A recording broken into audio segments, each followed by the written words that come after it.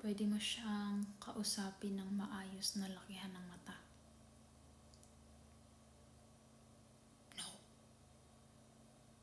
No.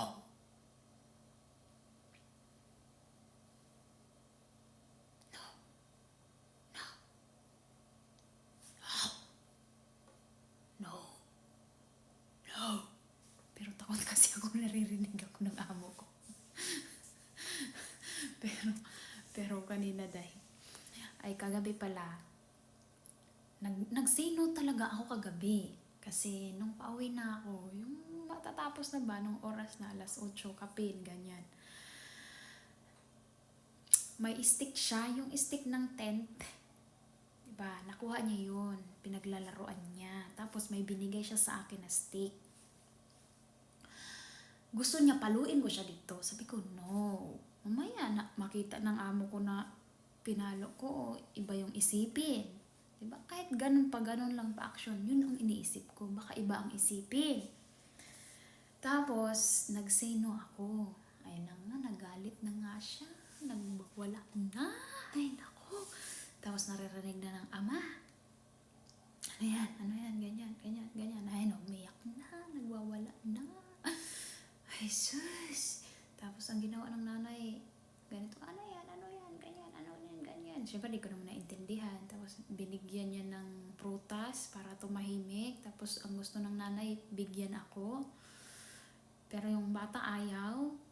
Tapos, pinapakita niya na binibigyan ako kasi kukunin ng nanay yung pagkain hanggat di ako binibigyan. Tapos, ang ending, nung kami na lang, sige, sa'yo na yan. Isa lang akin. Bati na kami. Tapos, ngayong gabi, ayun na nga, buti nandun yung nanay. Andun yung nanay nanonood kasi nagsasayaw-sayaw siya, ganyan. Tapos andun yung nanay, andun ako. Then, gusto niya yung dahi. May bigla na naman siyang gusto na ayaw kong gawin kaya nakakatakot. Gusto niya na hawakan ko siya na napadapa, tapos itapon ko siya doon sa, may mga nilagay naman kaming unan-unan, itapon ko siya, yung parang sa tubig ba na, ganun. Pero kung sa tubig siya, itatapon ko siya, pero hindi kaya sabi ko, ayaw ko. Tapos lumapit ngayon si among lalaki. O sige, si ano mo na lang, ang ama mo na lang ang gumawa. Tinulak ko, bahala dyan. Takot ako kahit nagguyong amo kong babae. Paano kung mamukmo, diba? Maungad. Yun ang iniisip ko. Ako pa yung makadisgrasya. Kahit, kumbaga, nagsinyas ako kay amo kung okay ba yung gusto ng alaga ko na hawakan ko siya na padapa tapos ilabog. Ako yung sugot, wag ko. Itong maayo kay hinduo lang amo kong lalaki. Nag-aaway sila, yung aning-ana. Pero ang ending, gisunod gihapon ang bata. Kaya nagwala naman. Yun. At least alam nila, diba? Yun. Natapos yung gabi na maiyak pa rin, pero ang ending talaga is okay naman. Tinulak ko kay amo. Tinulak ko. Sumakit yung likod na. Sumakit yung likod kasi, di ba yung gusto nga niya, yung itapon siya. Ang ginawa ni amo, hindi niya tinapon. Sabay silang tumalon. Ayaw talaga ng alaga. Kasi gusto niya yung tinatapon siya. Umulit na naman. Ganun pa rin. Hindi pa rin tinapon ni amo. Kasama pa rin siya sa pagtalon. Ay, umiyak na naman. Nagagalit talaga. Nagwawala talaga siya. Tapos, kaya ang ginawa ni amo, tinambakan, kinapalan yung patong-patong ng unan. Tapos, ang unang bagsak ni amo, nahulog siya. Ay, nagalit pa rin. Dapat naka-flat lang siya doon sa unan. Hindi siya mahuhulog. Ganyan. Umayak pa rin. Tapos, sumakit yung likod ni amo. Tapos, ayun, para mahuman na. Dili na siya mahilak. Yun. Ginawa, ayan, flinat na. Kaisa lang. Ayan. Naulian naman po ang akong alaga. Grabe na po pagkahalakhakan niya. Ay, at least, di ba? Iniisip ko kasi, mamaya ako ang makadisgrasya. Yun ang ayaw ko. Ay, naku, Diyos ko po. Ay, at least alam nila ako. Si ama mo, ginanon ko talaga. Ano kaya nakain ko? Si ama mo gumawa. At least, siya yung ama. O, diba? Mamumo man na, o mahulog, mapiang, o at least, di ako yung may kasalanan. O, diba? Bahala kayo dyan. Bahala kayo, tanggapin ko na kung maligwak ako dito. Diba? At least, hindi ako nakadisgrasya ng bata. Yun ang iniisip ko.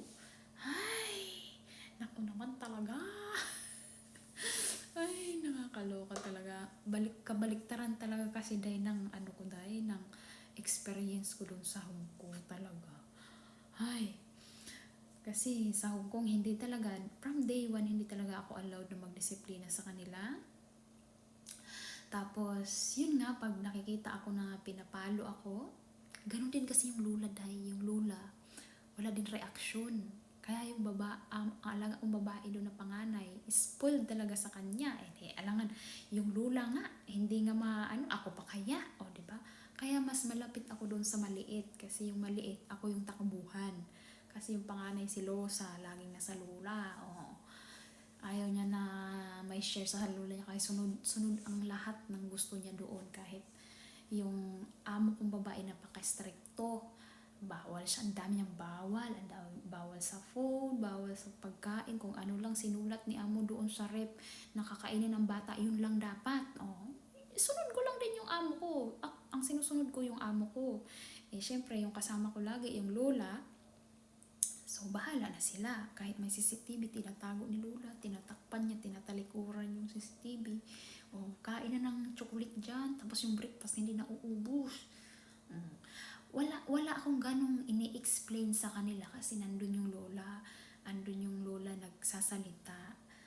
Wala akong ganong stress sa ganito ginawa. Tsaka may CCTV, kaya hindi na nila ako kailangan tanungin. Ganon. Basta sinusunod ko lang, bawal chocolate, bawal magbigay ng anumang pagkain, kung ano lang nakasulat doon, yun lang ibibigay ko. Kaya pag mag-ask yung tinutulak ko doon sa lula. At least kung ang lulang magbigay, di sila na mag-usap. Hindi ako ganun. Wala. Kapag pinapalo ako doon, hinahayaan ko lang, tumatakbo ako, lumalayo ako. Ano naman yung lula? Ganun ang nangyayari doon. Dito, kailangan talagang ay, sabi ko, I try my best. Yun nga, sabi nila, dilatan ko daw. Kaso hindi takot sa akin kasi alam nyo, sabi nga, naintindihan din naman nila amo kasi sabi nga nila, ang tingin daw sa akin ay playmate or friend. Kaya parang hindi talaga nakikinig hindi kasi kahit sa Hong Kong, hindi takot sa akin yung yung pag-expression. Yung iba, isang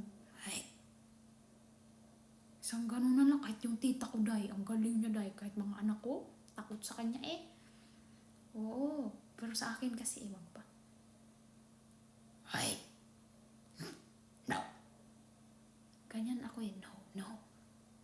Minsan naman nakikinig, minsan hindi. Talagang magwa-wild siya, sisigawan ako ganyan. Pero, napipressure ako doon sa sasabihan ako ni amo na, you need to. Doon ako napipressure. Sa bata, pagdating sa bata, nakahandle ko naman yan. Yung magkalat siya, pwede naman linisin, yung ganun. It's okay lang sa akin yung ganun kasi kami ni Alaga, more tawanan naman kami. May mga time talaga na pasaway pero napipressure ako doon sa Rowena, you need to. Doon ako napipressure. Kaya, kung hanapan talaga nila ako ng murag dili gid ko mo kung mangita gid sila abat lang. Tanggap ko naman yan. Kasi hindi ko talaga dahil. Parang, kahit nga anak ko, yung mga anak ko hindi ko naman kasi hindi ko naman lagi nakasama, di ba? Parang 1 year lang, almost 1 year lang nito nung malalaki na yung anak ko. Kaya, pinapalo ko sila pero binabawasan ko kasi yung palo pa naman yung nakakatatak sa mga bata, di ba? Yun ang iniisip ko, kaya hayaan ko na ganyan. Pero namamalo ako, palo pag nasasagad din ako. Anak ko naman yun, di ba? Dito hindi ko naman anak. Nahirap.